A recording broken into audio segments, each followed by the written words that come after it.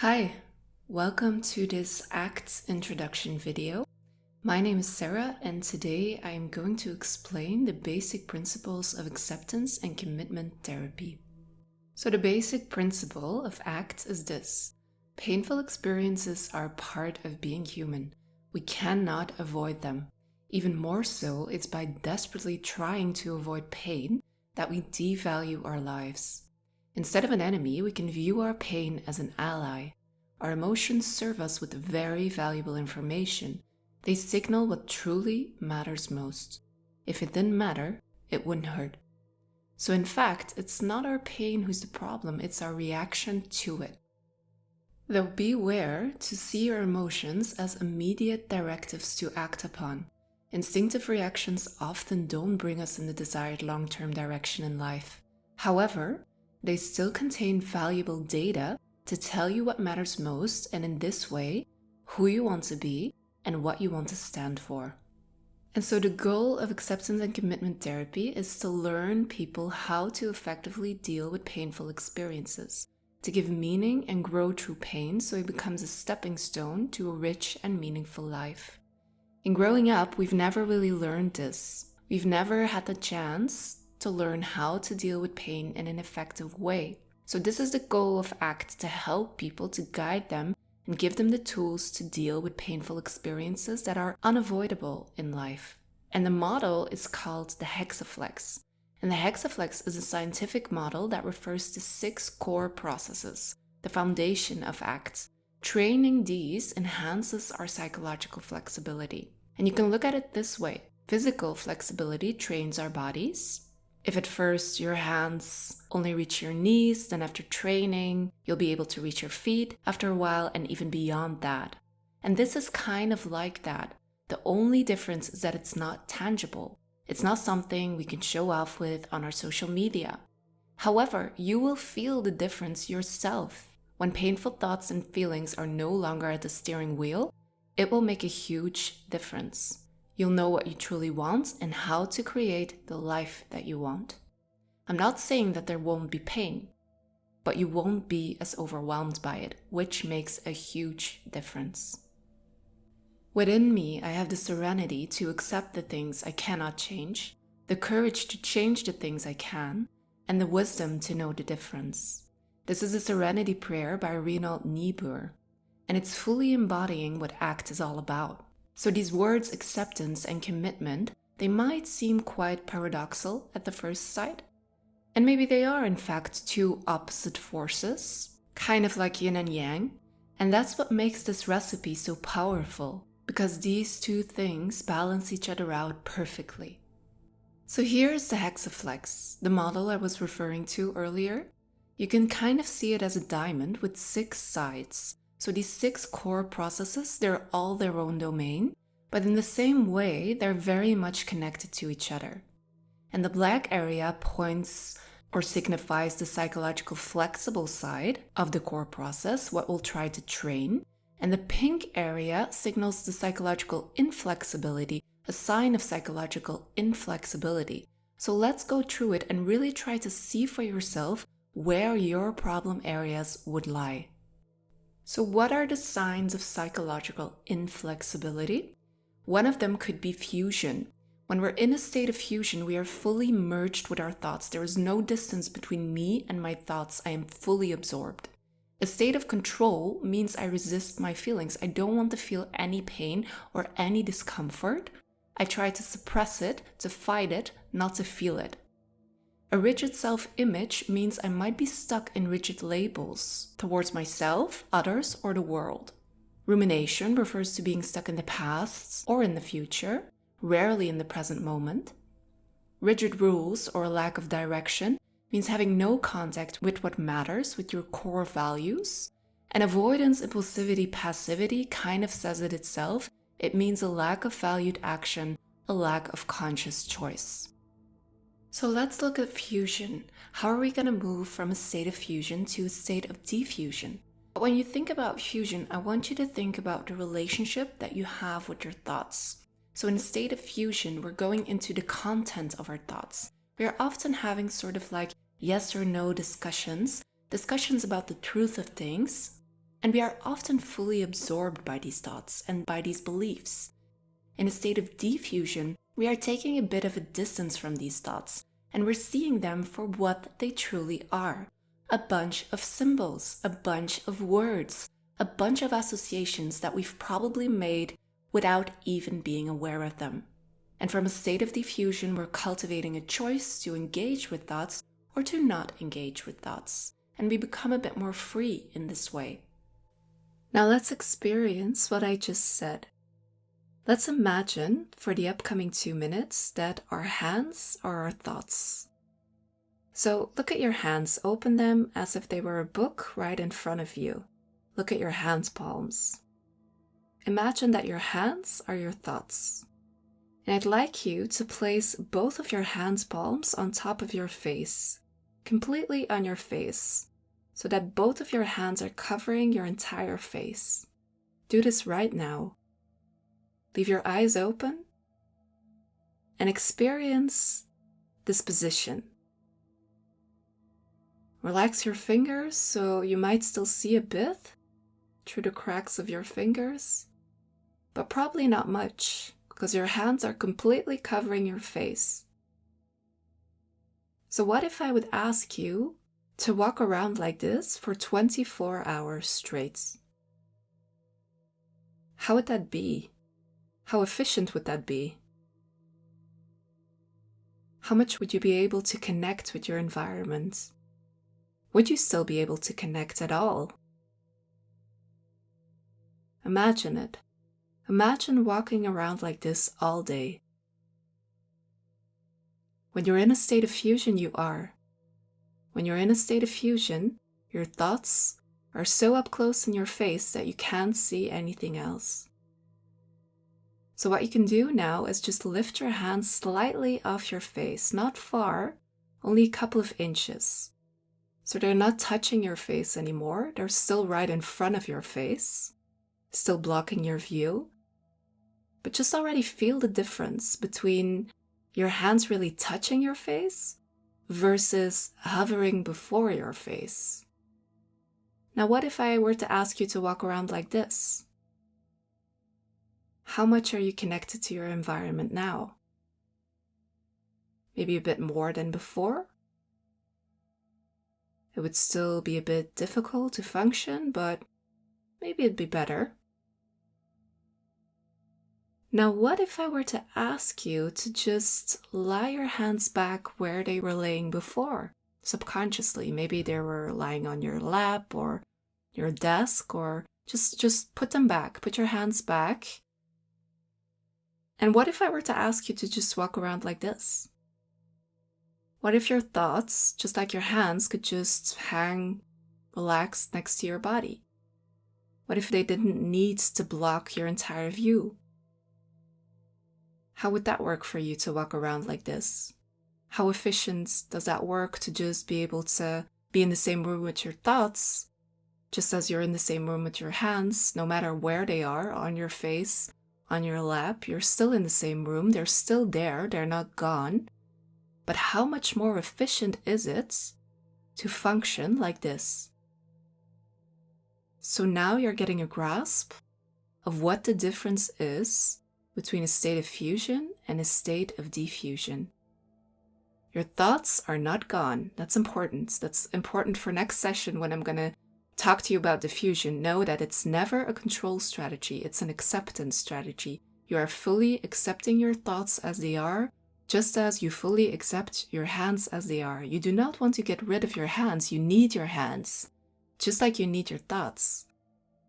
It's just that your positioning is entirely different, which makes it an entirely different experience. So we're going to change the relationship, not the existence. And as we're talking now already about acceptance, let's move on to this core process of acceptance. And to help you get a bit of a feel of what I mean with this core process of acceptance, I took this from my Instagram page because this defines it quite well. So we can either resist and control, or we can embrace, hold space, and counter. And counterintuitively, it's the latter that loosens the grip of pain. It allows the pain to naturally flow through us. Acceptance is really about feeling your feelings. And across from that, the opposite from that would be what they call experiential avoidance. And that means that we are all actually tended to avoid feelings that we don't want to feel. We have a lot of resistance towards pain, towards anxiety, sadness, anger. So we don't want to feel them. We think they are bad. And we try at all costs not to. We try to avoid. And we often, from a young age, develop a broad range of strategies to avoid these feelings. In the long run, these strategies prevent us to lead a fulfilling life, which is why practicing acceptance is so important. If we can experience and accept the presence of difficult feelings, then we don't have to be directed by the urge of wanting to avoid them. And then we can, in this way, lead a more rich life. I don't know if you're already really making this link. It will become more clear throughout the training, but I hope you can already kind of see it. Like if we're running away the whole time, if we're really putting all our energy in running away from things we don't want, the chances are quite slim we're actually still moving in a direction that we do want. The next one, called self as context, or the observing self, is a really difficult one to explain with words. It wouldn't be strange if you wouldn't immediately understand what on earth I'm referring to with this. So don't worry about it. We'll get there over the course of the upcoming weeks. But this quote is kind of a nice one. The map is not the territory. The word is not the thing it describes. Whenever the map is confused with the territory, a semantic disturbance is set up in the organism. The disturbance continues until the limitation of the map is recognized. And I really like this because this is kind of how you could see the difference between self as context versus the opposite, self as content. So we could maybe see self as contents are what you could see as our self-image that we built a long time ago when we were a child. You could see that as an old map. A map that's not really up to date, but it's the only map that we have. And oftentimes we see the differences between the map and the actual territory, our actual selves. But you might have noticed this, when you're like traveling and your map is wrong or it's not really the same thing as what you're experiencing in real life. We might still be a bit stuck and a bit tended to still rely on this incorrect map. And the same thing applies for our own self-images. Self as content refers to our self-image and the rigidity we might have in viewing ourselves, others, and the world. In growing up, as soon as we learn language, we learn to give ourselves labels and we learn limiting beliefs. We limit ourselves and our possibilities. We build a dominant storyline we've come to confuse with the actual reality, with the actual territory. So what if we'd be able to see ourselves in a way more flexible way as part of a bigger context, at a constant interplay with our environments? What if we'd be the silent witness of our inner experiences? It's a whole other position. Maybe you already kind of feel the difference with what I described before. Self as context in this way really refers to seeing the territory as it is, not through the eyes of the map, but through the eyes of the direct experience. And this allows for way more room for growth. It's time to free ourselves from our past and from our futures, from our past selves and our limiting beliefs that we projected into the future. Precedents can very well serve as guidelines, but they should never work as binding factors. Outlive traditions and set new precedents if need be. Feel free is the key. Free from bonds of the past and anxieties concerning the future. Free to decide, function, and discard the consequences, and at the same time free from selfishness and the attachments that come with it. To be totally free from within and also outside. Here comes one of the most important core processes because it's so related actually to all the others and it makes all the others more possible. It's our ability to contact the present moments. When experiencing distress, we're rarely in the present. We'll be ruminating on the past, worrying about the future, barely even noticing our current surroundings. Whereas the present most often is a beautiful place to be. Also, it truly is the only place from where we're actually able to make those desired changes in our lives. So let's take a minute to experience what I just said. Right now, What do you see? Look around the room you're sitting in with fresh beginner's eyes.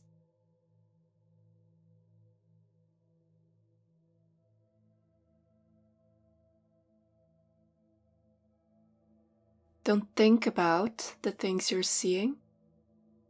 Merely observe.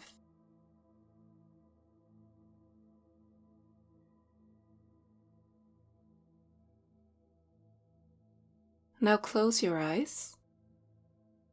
What do you hear? Again, no need to think or analyze. Pure observation.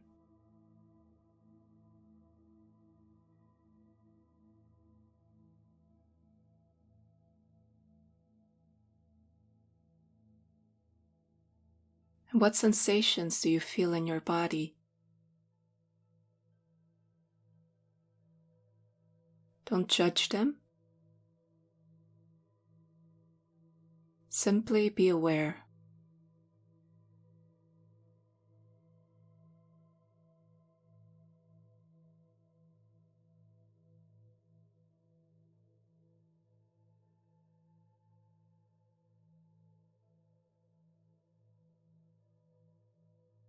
And ask yourself the honest question: why are you here? Watching this video? What are you trying to change?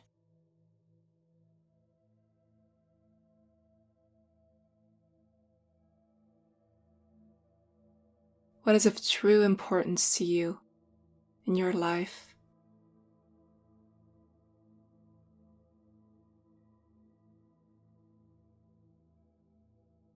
Observe whatever shows up.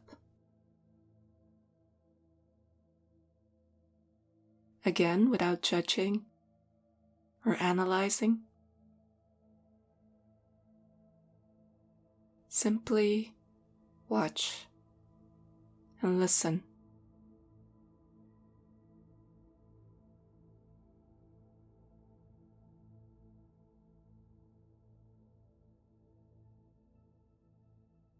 And then shift your attention to the sensation of your feet touching the ground beneath. Feel your toes. Feel the ball of the foot. Feel the mid part touches the floor a bit more lightly. And then all the way back to the heel of the foot, where you might feel more pressure. And then slightly press your feet a bit more firmly into the ground. Feel the tension in your legs. Feel your breath. And open your eyes.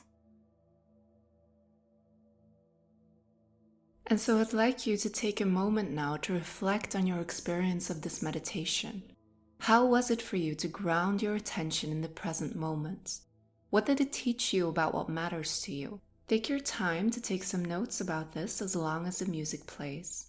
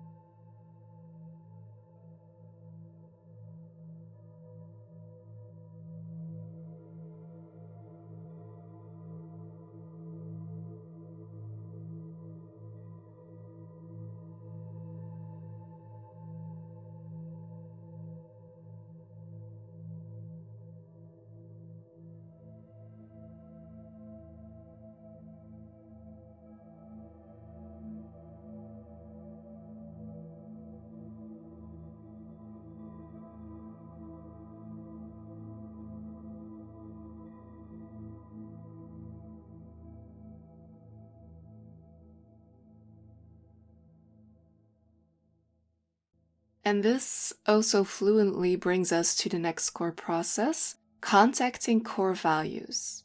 What do you value? Who do you want to be? What kind of person do you want to be? What kind of life do you want to lead? How do you want to relate to life? Across from our values, a sign of psychological inflexibility would be the lack of direction. A lot of people don't know. They don't know what they truly value. We are conditioned early on in life by society. It's as necessary as it is limiting. It cuts us off from those core values that society doesn't stimulate or honor. If certain of my values differ from what society has taught me, it's actually very healthy to also express these, even if it's scary. It's in this tension field of difference that there's a need for growth, integration, and change. And in this way, we're actually serving society by expressing these differences. And if we want to go somewhere meaningful with our lives, we need to put our values into action. A sign of psychological inflexibility would be inaction or being stuck, being passive, avoidant, but also being impulsive. We'll want to shift those patterns into being able to undertake committed action. So we really need to commit to those actions of which we know and feel they'll bring us closer to being the kind of person we want to be, while experiencing the discomfort going along with that.